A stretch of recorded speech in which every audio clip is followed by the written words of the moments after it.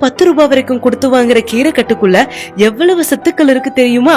அகத்திக்கீரை இது பெரும்பாலானோர் ஆடு மாடு சாப்பிடுற கீரை, மனுஷங்க சாப்பிடுறதுக்கு லாக்கி இல்லன்னு ஒதுக்கி வச்சிருவாங்க.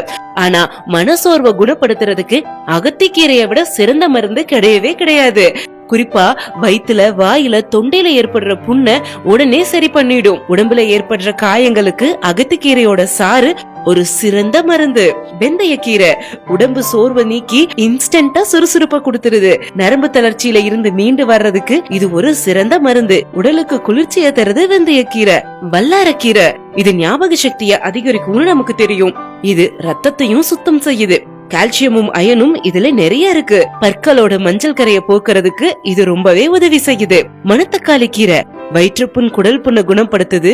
குறிப்பா கருப்பை கோளாறுகள் இருந்தா அதையும் சரி பண்ணுது. ரத்தத்துல சிவப்பணுக்களையும் அதிகரிக்குது. கல்லீரல் சம்பந்தப்பட்ட பிரச்சனை இருக்கவங்க மணத்தக்காளி கீரையை தொடர்ந்து சாப்பிட்டா ஒரு நல்ல தீர்வு கிடைக்கும். பாலக்கீரை ரத்தத்துல இருக்கிற சர்க்கரை அளவை சீரா வச்சுக்குது. புற்றுநோய் செல்கள் உடம்புல உருவாகாம இது தடுத்து நிறுத்துது.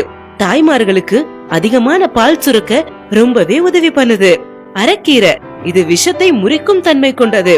தோல் சம்பந்தப்பட்ட நோய்களை உடனே சரி செய்யும். சிறுகீரை பித்தம் சம்பந்தப்பட்ட பிரச்சனை இருக்கவங்க சிறுகீரைய சாப்பிட்டா ஒரு நல்ல தீர்வு கிடைக்கும். முகத்தை நல்ல பொலிவாவும் வச்சுக்க இது ரொம்பவே உதவுது. முருங்கைக்கீரை 300 வகையான நோய்களை குணப்படுத்துது. முருங்கைக்கீரை குழந்தையின்மை பிரச்சனைக்கு இது சிறந்த மருந்து. உடல் சூட்டை தணிக்கவும் மாதவிடாய் வலியை குறைக்கவும் இது ரொம்பவே உதவுது. முடக்கத்தான் கீரை மூட்டு வலி பிரச்சனை இருக்கவங்க இத சாப்பிட்டா உடனே ஒரு தீர்வு கிடைக்கும்.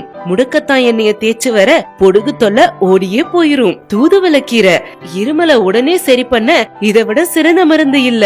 எலும்பையும் பற்களையும் பலப்படுத்த இது ரொம்பவே உதவுது. இப்படிப்பட்ட சத்துக்கள் உள்ள இந்த கீரை வகைகளை வாரத்துல 2 முறையாவது உங்க உணவுல சேர்த்துக்கோங்க. ஆரோக்கியமான உணவுகளை சாப்பிடுங்க. உங்க ஆரோக்கியத்தின் மீதும் உங்க நண்பர்கள், உறவினர்களின் ஆரோக்கியத்தின் மீதும் உங்களுக்கு அக்கறை இருந்தா இந்த வீடியோவை ஷேர் பண்ணுங்க.